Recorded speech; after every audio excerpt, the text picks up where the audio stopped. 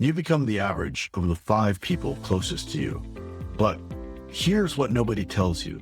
You also inherit their blind spots, their fears, and their excuses. Imagine being trapped on a desert island for 45 days with your current inner circle. Would they challenge your thinking or just validate your comfort zone?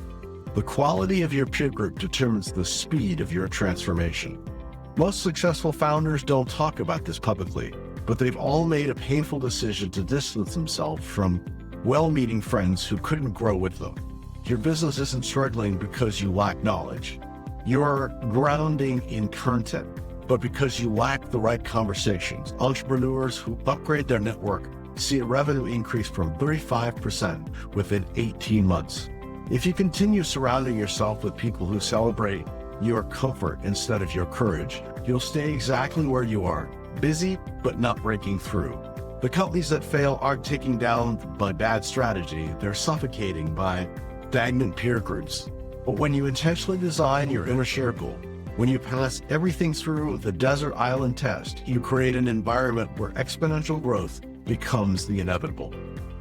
When I was younger, I was sitting in a conference and someone said one of the biggest problems they had is finding the next peer group, the next group of people. And in fact, they had that so much trouble that they started their own. In reality, we are always having to expand, having to learn more, having to do more. And we can get lulled into that comfort zone. We can get lulled into a whole bunch of people really giving us pats on the back and congratulations, opposed to anything else. And we can also find people who are just thinking the same way. So it is getting more and more difficult, the more and more you get successful, to find people who will challenge you. It's more and more difficult.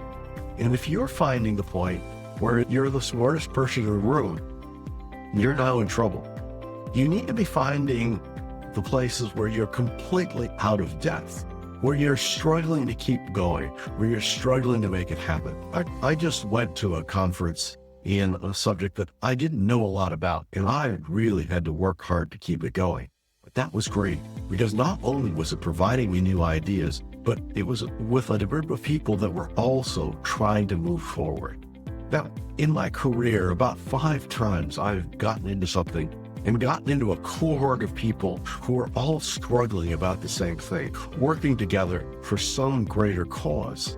And we all exponentially grew. And during that time, some of these people became dear friends, and some of these people became acquaintances, and some of these people, I don't even know where they are anymore.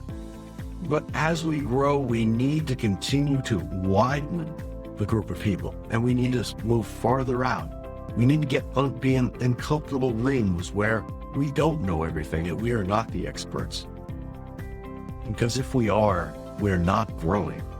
We need to have people who are challenging us, who are working with us, who will question your ideas to make sure that they're actually solid, who have the same understanding of how hard this is, how difficult it is to do, and have gone through it and continue to be excited about that idea.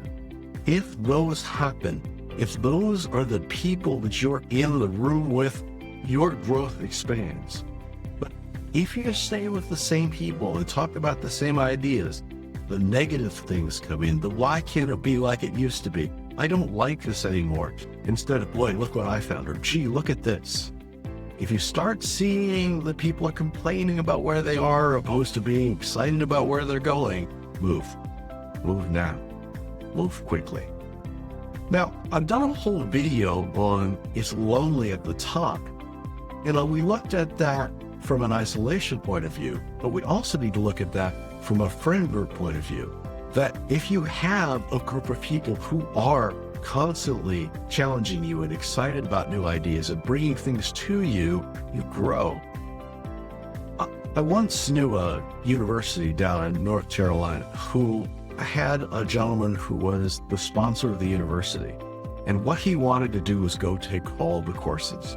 And he would go to the courses and he would audit them. And he was in his 80s and having trouble getting around, but he continued to be excited about the ideas and do the work to understand what was going on.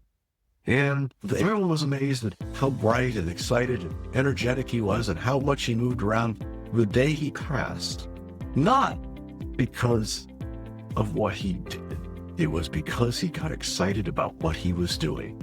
And he got excited and he was around other people that were interested in work. Now, they could have been 30, 40 years younger than him, but they were excited as well.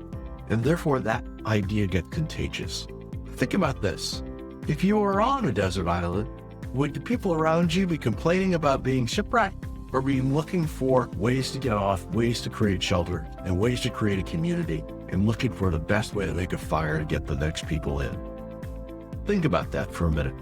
If you had to spend 45 days in the same place, would that be the person you wanted to be with, or the person you wanted to be challenged and excited about and working together in moving forward? Now, there's always room for a friend group of people you want to be with. But if you have to be in business, if you have to be doing something, then you want a group of people who will always challenge you.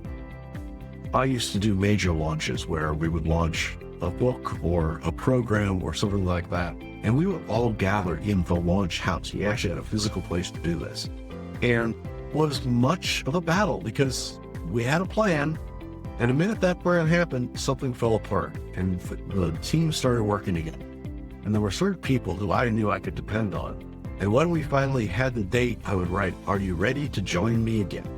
And we would bunker up. And at one point, we actually hired someone to go run for snacks and coffee and things like that as a to-do for a week, just to allow us to focus on exactly what we were doing. Because I knew that these people would not only have my back, but challenge my ideas, and we would all grow together. It was one of my favorite memories. And every year or two, when we get together, I sit down with him and we reminisce about the insanity of what we did and the joy in what we did. So do you have those people in your life? If not, start looking. Start looking in community groups and ideas. There are small groups of these people around. As entrepreneurs, one of my favorite places to go is Strategic Coach in Chicago or Toronto. I always like Toronto because I got to travel. There are places in California. There are lots of places where the like-minded get together. They're usually quiet and closed rooms, so you have to talk. And they're not inexpensive because they don't want everyone there. To get into that room and to get excited about an idea or a thought or a movement and to be able to expand in that, that's magical. And that will move your company because you'll get ideas and thoughts and people will be trying things and sharing things and wanting to work together. And there is where your company grows, the green growing edge, opposed to the things that you've done. It would get more exciting and more interesting. What's your test for the people you want to go into work with, into battle with, into adventure with? What's the question or the thing you ask? Put it in the comments below. Let's continue this conversation. I look forward to talking to you soon. Thanks for tuning into today's episode on the Strategy Session, where we take your business from stuck to unstoppable. Here's another video I think you'd enjoy. If you found these insights valuable, remember to hit the like button, subscribe to our channel, and ring the bell for notifications on our latest videos. Remember, you're not just marketing, you're making history with Venture Gained.